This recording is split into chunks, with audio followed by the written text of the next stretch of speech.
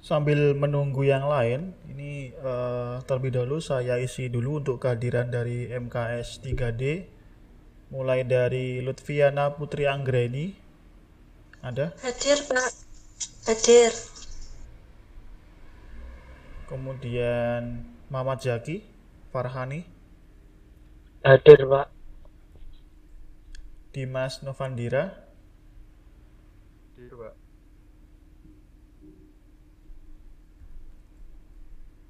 Meratus Solihah, Hadir, Pak.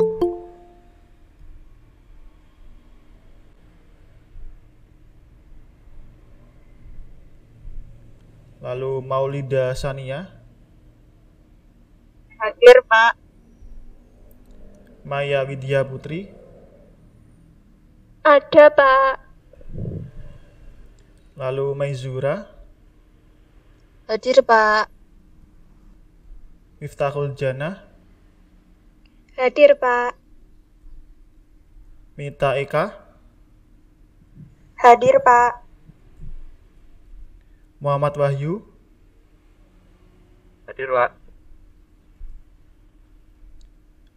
Bagas Ali Syahbana, Hadir, Pak. Muhammad Rizal Susanto, Hadir, Pak. Muhammad Taufik Hidayat, Hadir, Pak. lalu Muhammad Rizky Farikin, Hadir, Pak. Muhammad Rifki Syahrul Nizam, Hadir, Pak. Muhammad Ihsan Zaini, ada? Belum. Lalu Iqbal Eka Pandagi, belum juga. Khairul Umam, Hadir.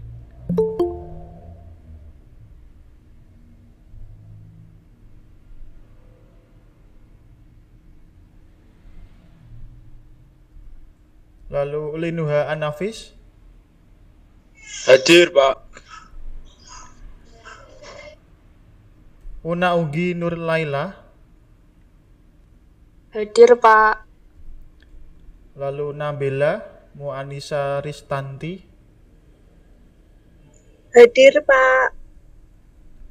berikutnya Nadja Wafik Aziza, Hadir, Pak. Nasyatul Maghfurah. Hadir, Pak. Nawang Bintang. Hadir, Pak. Nilna Amril Isnaini. Hadir, Pak. Noviana Ninda. Hadir, Pak. Nur Aziz Tadiansah. Hadir, Pak. Nurin Diana. Hadir, Pak. Oktavia Andriani Wijaya. Belum. Lalu Priska Olivia. Hadir, Pak. Putri Wahyu Wulansari. Hadir, Pak.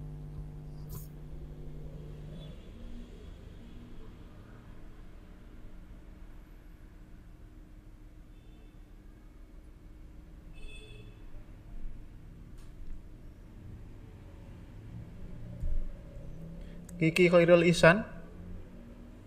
Ada, Pak. Rahma Khairunisa. Hadir, Pak. Lalu Rahmi Putri Damayanti. Hadir, Pak. Lalu Ratri Pramudita. Hadir, Pak. Randy Prasetyo. Hadir, Pak. Rinaldo Yogas. Hadir, Pak. Rifana. Hadir, Pak. Rizky Anissa. Hadir, Pak. Rian Wicaksono. Lalu Riza Akmalia. Hadir, Pak. Rosa Oktaviani. Hadir, Pak. Rian Tahta Sadewa. Hadir, Pak. Salma Deviani. Shivana. Hadir, Pak. Ada yang belum di sini? Yang baru hadir tadi siapa? Saya, Pak. Atas nama Ihsan Zaini ya. Iya, Pak. Lalu ada lagi?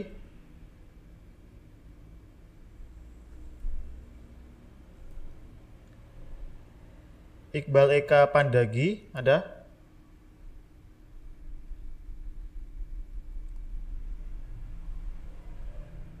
Rizky Anisya ada?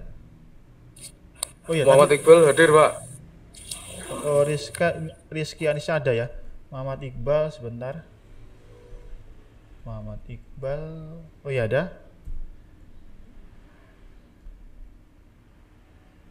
Rian tidak ada ya? Sudah lebih dari 5 kali untuk Rian itu tidak masuk.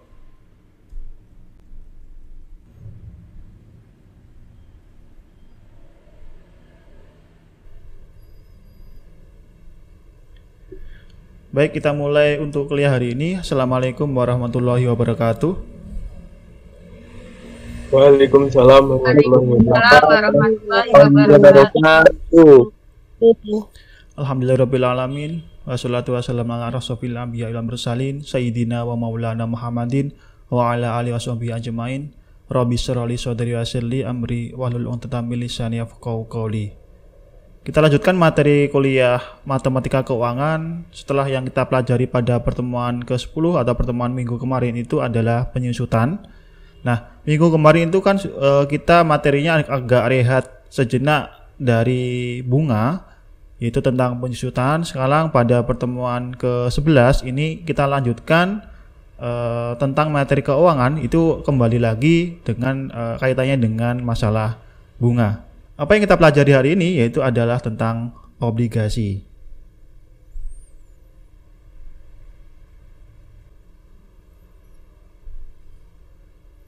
Nah, kita pelajari materi hari ini yaitu obligasi atau bond ya. Dimana terlebih dahulu sebelum membahas lebih jauh tentang obligasi, kita mempelajari terlebih dahulu tentang sistem pembiayaan secara umum. Itu yang pertama ada pembiayaan secara langsung, tidak langsung ya, atau indirect financing. Dimana dalam pembiayaan ini itu ada cash deficit, ada perantara keuangan, ada cash surplus.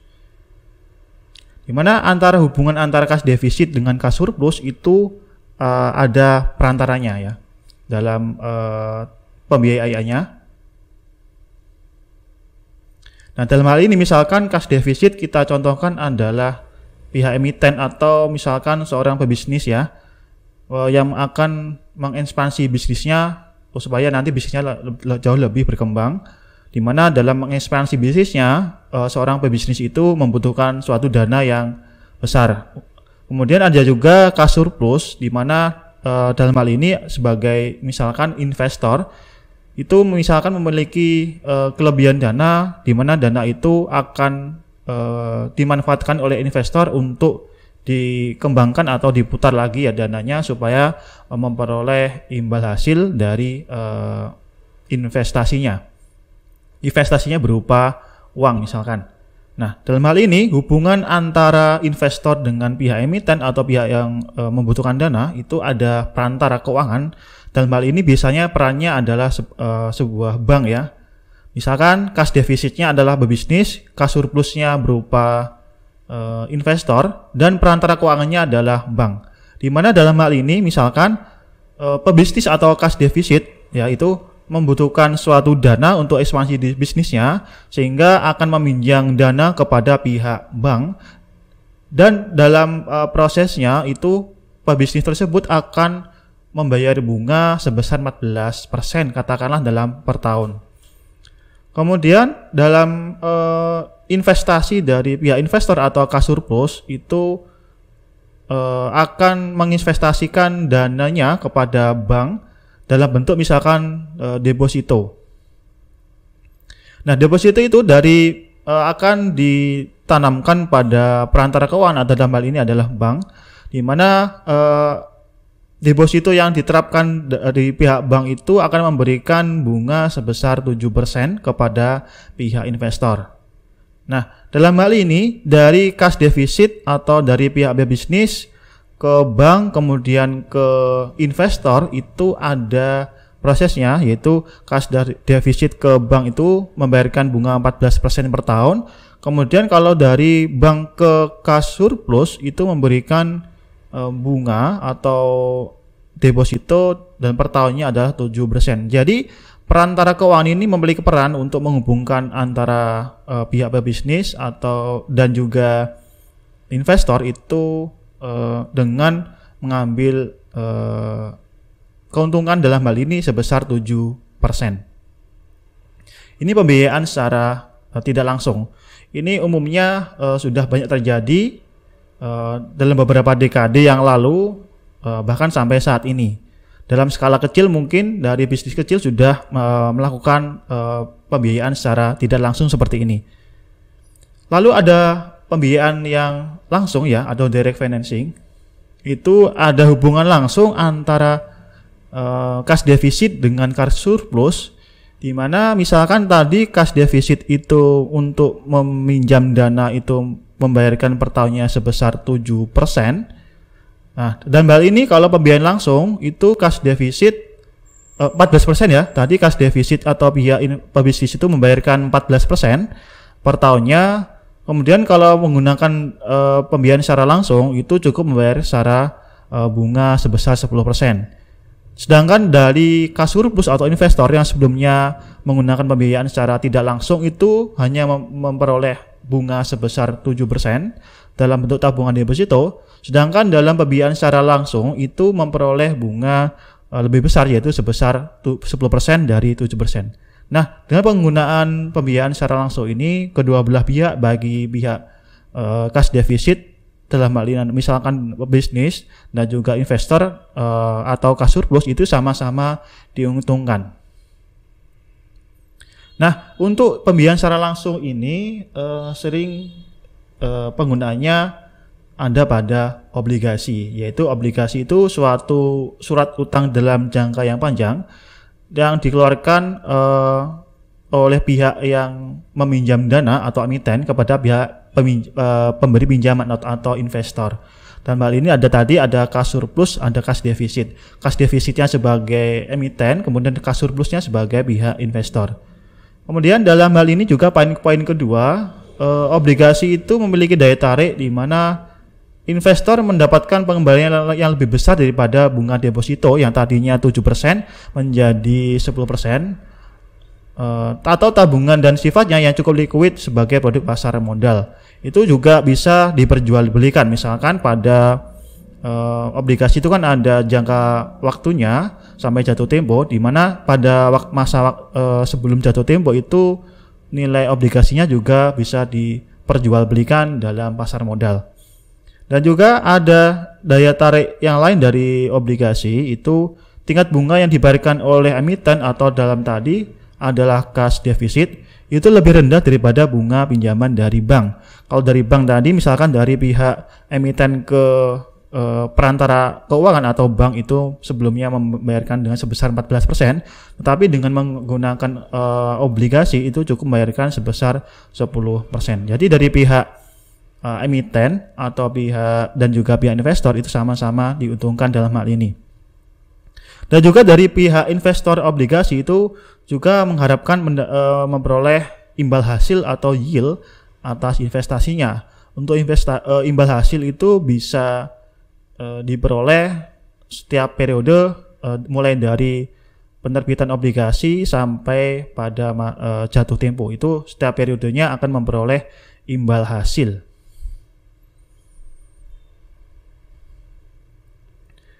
Lalu untuk bunga obligasi ya, obligasi itu ada dua, yaitu obligasi yang berbunga, ada juga obligasi tanpa bunga atau tak berbunga. Kita bahas terlebih dahulu untuk obligasi berbunga atau kupon bond. Dalam hal ini bunga obligasi itu bisa kita kenal itu sebagai kupon. Kemudian setiap obligasi berbunga itu memuat yang pertama ada nilai nominal atau besar utang yang akan dilunasi pada saat jatuh tempo. Lalu ada juga tanggal jatuh tempo, yaitu tanggal pelunasan utang obligasi, ada tingkat bunga obligasi atau kupon yang biasanya dinyatakan dalam per tahun. Nah ini bunga obligasi sering juga disebut sebagai kupon. Kemudian ada juga tanggal pembayaran bunga, apakah nanti periodenya 1 tahun 2 kali atau 3 kali atau 1 tahun 1 kali. Itu juga disebutkan tanggal pembayaran bunganya. Kemudian ada juga yang kedua yaitu obligasi tak berbunga, di mana obligasi yang tak memiliki bunga atau tak memberikan bunga itu sama sekali itu hanya membayarkan pelunasan dengan nominal obligasi itu pada saat jatuh tempo.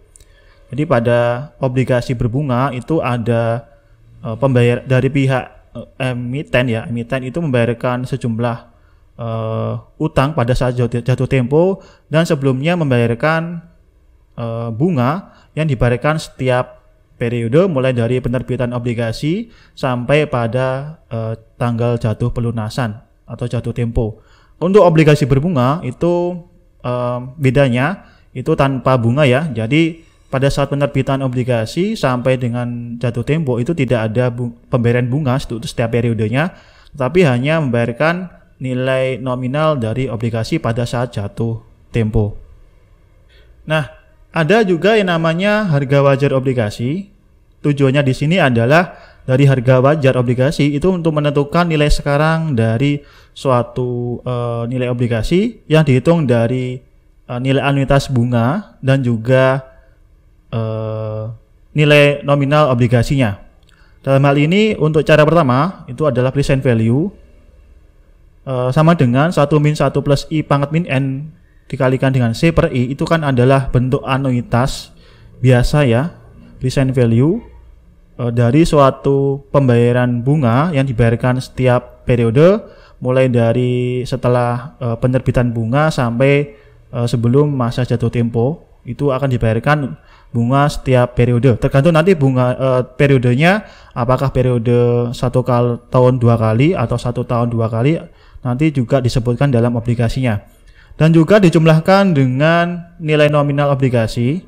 Nah, itu kan F atau nilai nominal dari obligasi, misalkan 100 miliar atau berapa, itu untuk F-nya, kemudian dibagi dengan 1 plus I pangkat N.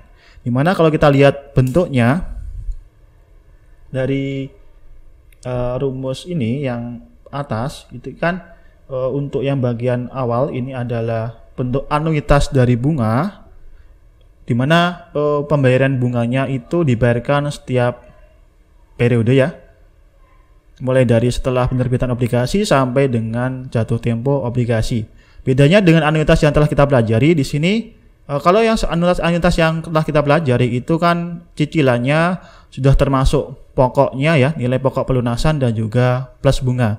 Tapi di sini untuk obligasi seperti yang ada dalam persamaan yang saya garis bawahi warna merah itu, 1 min 1 plus I pangkat min N kalikan dengan C per I itu hanya membayarkan bunganya saja.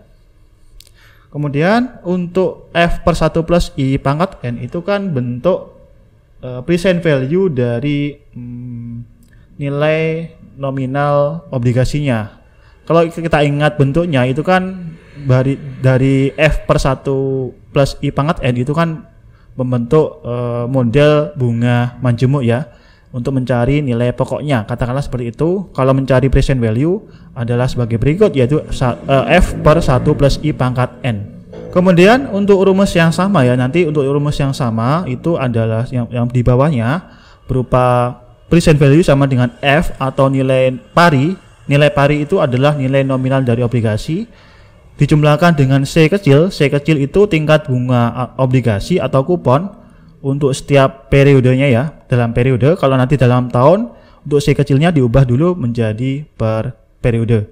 Kemudian ada I itu bukan bunga tetapi dalam obligasi itu berupa imbal hasil atau yield per periodenya. Kemudian dikalikan dengan F, baru dikalikan dengan 1 min 1 plus I pangkat min N per I. Untuk tambahannya, ini bukan P ya, ini present value ya. Nanti supaya agak beda dengan pengertian di pencarian yield dalam set di paling bawah, yaitu PV ya, bukan P saja. PV atau present value sama dengan harga wajar obligasi atau nilai sekarang dari suatu nilai obligasi. Contohnya adalah sebagai berikut ini, di mana sebuah obligasi yang bernilai 100 juta dengan bunga per tahunnya adalah J2 ya, bunga efektif, di mana itu perhitungan bunganya dalam 1 tahun itu dilakukan 2 kali dengan bunga per tahunnya 12%. Jadi nanti untuk per periodenya adalah 12% per 2 atau 1 semester sebesar 6%. Jatuh tempo dalam waktu 10 tahun. Jadi kalau 10 tahun itu kalau periodenya dalam per 6 bulan atau per semester per semester ya, itu ada 20 kali periode. Tentukan harga wajar obligasi jika investor mengharapkan yield sebesar 14% untuk A, untuk yang B adalah 10%.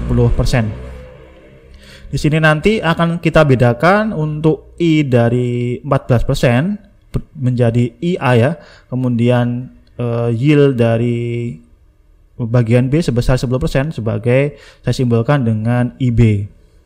Lalu untuk memperoleh C kecil tadi, yaitu untuk per periodenya atau per semester itu 12% dibagi dengan 2, yaitu 6% untuk per semester. Lalu untuk C besar itu adalah jumlah nominal tertentu yang dibayarkan untuk setiap periode, yaitu dalam periodenya dalam 6 bulan. C kecil tadi kan 6% dikalikan dengan nilai nominal obligasinya sebesar 100 juta. Jadi untuk C besar itu sebesar 6 juta. 6 juta itu dibayarkan setiap 6 bulan, 1 tahun 2 kali, atau dalam 10 tahun itu 20 kali ya. 6 juta untuk setiap periodenya dari periode pertama sampai periode ke-20. Nah, kita akan selesaikan terlebih dahulu untuk cara yang pertama, yaitu menentukan present value atau harga wajar obligasi jika investor mengharapkan yield atau imbal hasil sebesar 14% per tahun. Nah, ini kita menggunakan cara pertama, yaitu 1 min 1 plus I ya, dipangkatkan dengan pangkat min N dikalikan dengan C per I ya, dijumlahkan dengan F tadi nilai nominal obligasi sebesar 100 juta dibagi dengan 1 plus I pangkat N ya. Bukan, ini untuk bagian bawah bukan min 20 tetapi pangkat 20.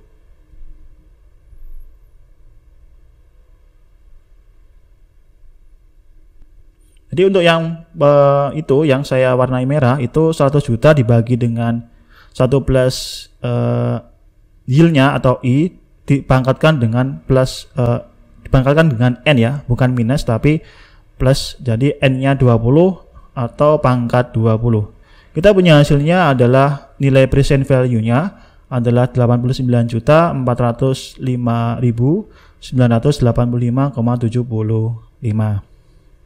Itu jika kita menggunakan cara pertama dengan yield atau imbal hasil investor sebesar 14%.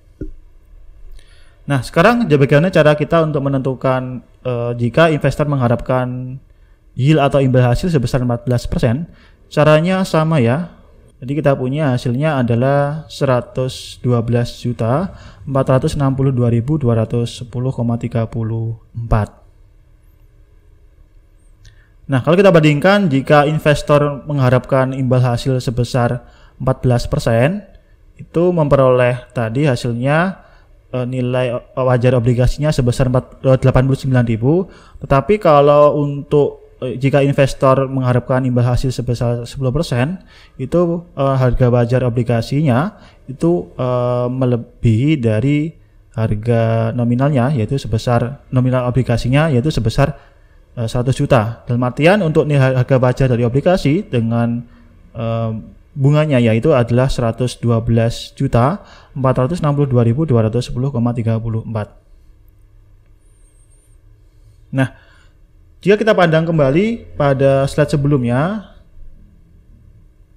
nah ini untuk bagian rumus kedua, itu kan ada C min I.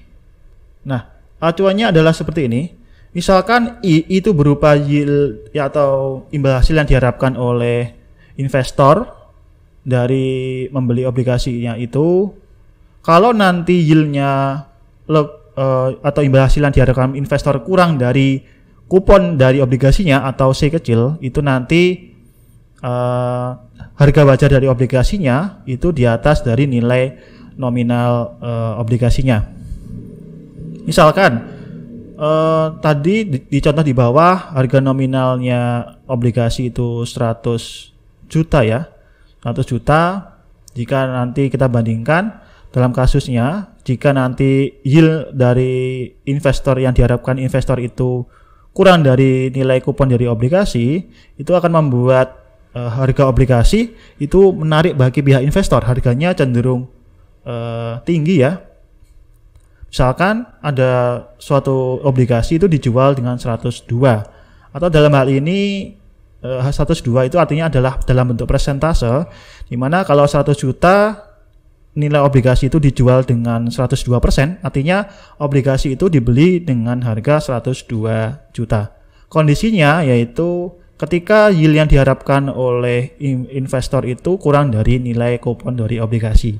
Tetapi kalau nanti kasusnya sebaliknya, yield-nya itu lebih dari nilai kupon obligasi atau I itu lebih besar dari obligasi kupon obligasi atau C kecil, itu kan membuat harga obligasi itu kurang menarik bagi investor, sehingga sebagai upaya untuk menarik minat investor untuk membeli obligasi tersebut, itu bisa dijual dengan di bawah dari nilai nominal obligasi. Katakanlah suatu obligasi itu dijual dengan harga 97 ya, atau 97%. Artinya dengan nilai, misalkan nilai obligasinya sebesar 100 juta, itu nilai obligasi tersebut bisa dibeli dengan harga 97 juta atau di bawah dari nilai nominal obligasi.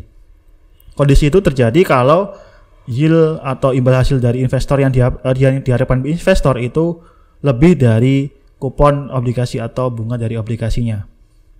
Nah, kemudian kita lanjutkan pada obligasi tak berbunga, di mana obligasi tak berbunga ini tidak ada pembayaran bunga dalam periode, tetapi hanya membayarkan nominal obligasi pada saat jatuh tempo. Seperti yang saya ceritakan tadi, kalau obligasi tanpa bunga itu mulai dari penerbitan obligasi sampai jatuh tempo, itu pihak emiten itu tidak membayarkan bunga. Tetapi pihak emiten hanya membayarkan nilai nominal obligasi pada saat jatuh tempo. Lalu untuk menarik investor, obligasi ini dijual dengan diskon besar sehingga disebut sebagai deep discount bond. Dalam hal ini seperti contohnya tadi terjadi jika nilai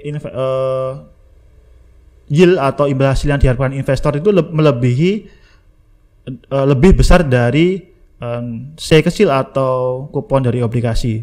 Untuk menarik perhatian dari investor untuk membeli obligasi itu makanya dilakukan diskon obligasi. Sehingga harga wajar dari obligasi tanpa bunga itu adalah sebagai berikut. Itu saya simpulkan dengan PV atau present value yang diperoleh dari F besar atau nilai obligasinya yang dibagi dengan 1 plus I pangkat N. I itu untuk yieldnya atau imbal hasilnya, dan N itu berupa jumlah periodenya. Jadi kalau tadi present value-nya untuk bunga obligasi berbunga itu kan dijumlahkan dengan bunga anuitas bunganya, tetapi dalam obligasi tanpa bunga itu cukup nilai present value dari nominal obligasinya dengan I sebagai imbal hasilnya atau yield, kemudian N itu berupa banyak periode pembayarannya. Contohnya adalah sebagai berikut, masih kita ambil dari contoh di atas tadi, yaitu sebuah obligasi tak berbunga yang bernilai 100 juta itu jatuh tempo dalam 10 tahun ya. Tentukan harga wajar obligasi jika investor mengharapkan yield sebesar 14% per tahun. Itu menggunakan per tahunnya ada 2 kali perhitungan bunga, yaitu adalah per 6 bulan atau 1 tahun 2 kali. Nah, itu beberapa hal yang diketahui dalam soal itu adalah F atau nilai nominal obligasi, kemudian ada N kecil itu adalah 10 tahun atau saya tuliskan di sini 20 periode ya.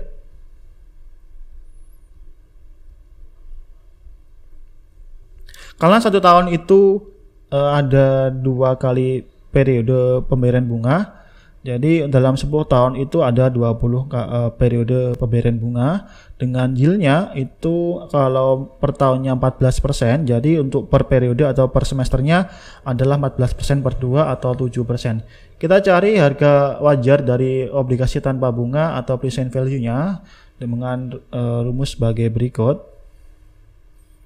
F itu nilai obligasi sebesar 100 juta dengan yieldnya itu per periodenya adalah 0,07% atau 0,14 per 2 dengan N atau jumlah periodenya sebanyak 20.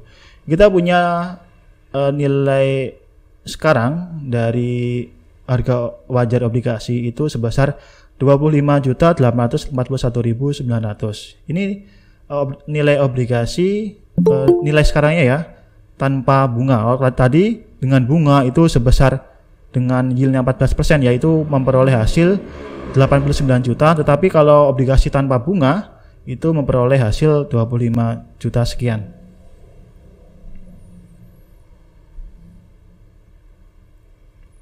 Nah, sekarang kita lanjutkan. Tadi kita sudah membahas tentang nominal obligasi atau F, ada juga C kecil, C besar. C kecil itu untuk bunga kupon atau bunga obligasi dalam bentuk persentase. Satuannya per periode ya. Ada C besar itu nilai bunga yang dibayarkan setiap periode sampai jatuh tempo. Ada present value yang berupa harga wajar dari obligasi. Sekarang kita membahas tentang yield atau imbal hasil. Nah, untuk memperoleh yield itu ada beberapa cara. Seperti yang kita pernah menentukan I dalam nilai anuitas, itu kita bisa menggunakan metode trial dan error, atau kita coba-coba misalkan menggunakan Microsoft Excel supaya nanti yield atau I yang kita peroleh itu memperoleh hasil yang sesuai, atau bisa juga menggunakan interpolasi linear. Tapi dalam hal ini kita hanya membahas tentang pencarian yield secara sederhana, yaitu ada yield sekarang atau imbal hasil yang diberikan obligasi pada saat ini, ada juga yield to maturity, ada juga yield to call. Nah, untuk contohnya ilustrasi dari ketiganya adalah sebagai berikut.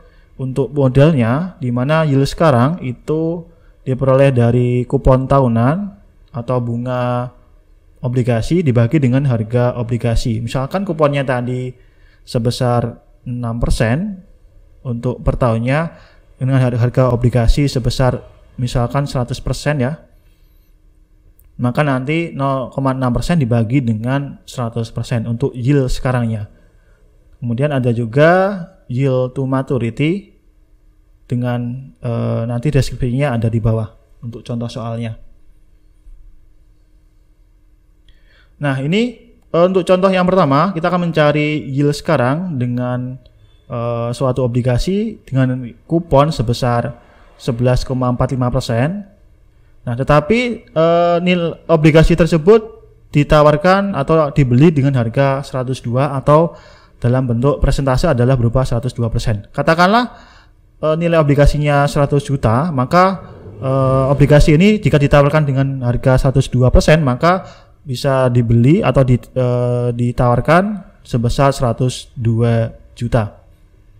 Nah, beberapa hal yang diketahui dalam contoh ini yaitu bunga obligasinya sebesar 11,45% dan harga obligasinya adalah 102%, maka untuk mencari yield sekarang itu dari pembagian antara kupon tahunan sebesar 11,45% dan harga obligasinya sebesar 102%.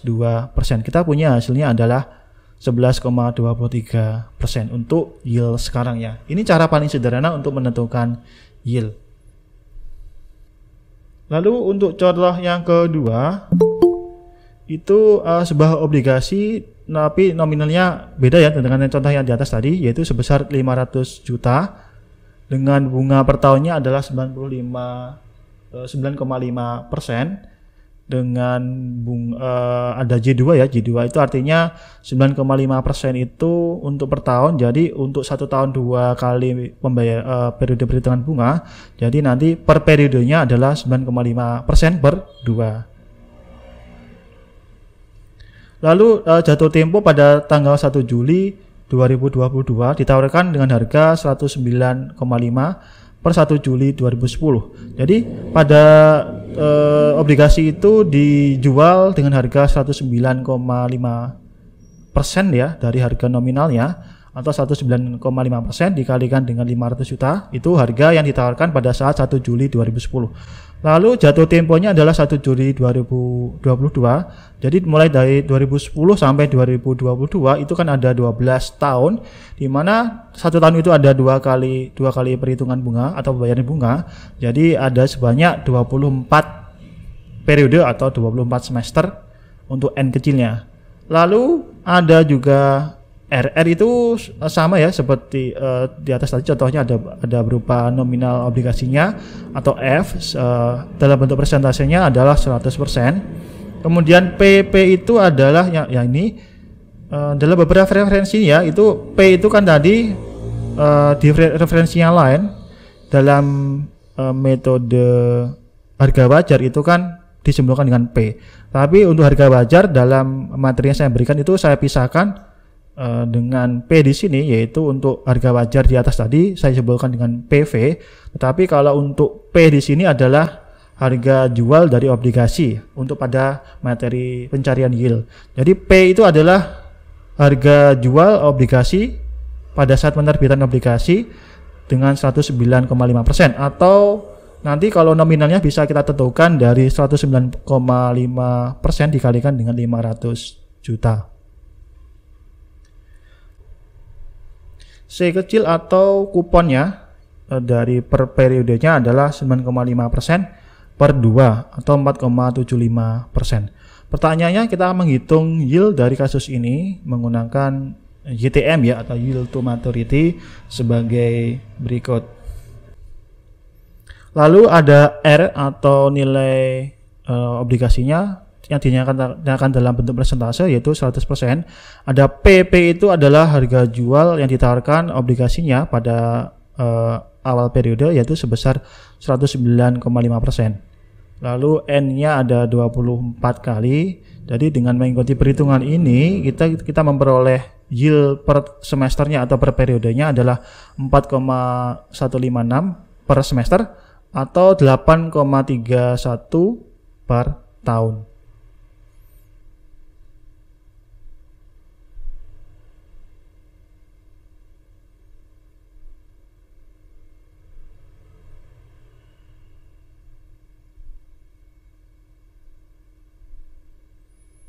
Mungkin sampai di sini ada yang ditanyakan terkait dengan materi, silakan.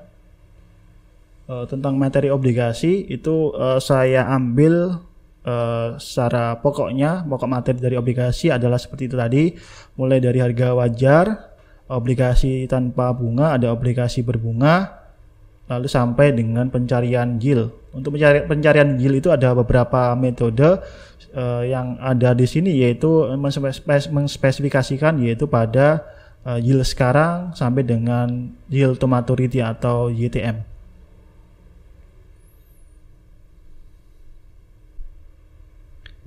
Ada yang ditanyakan, silakan.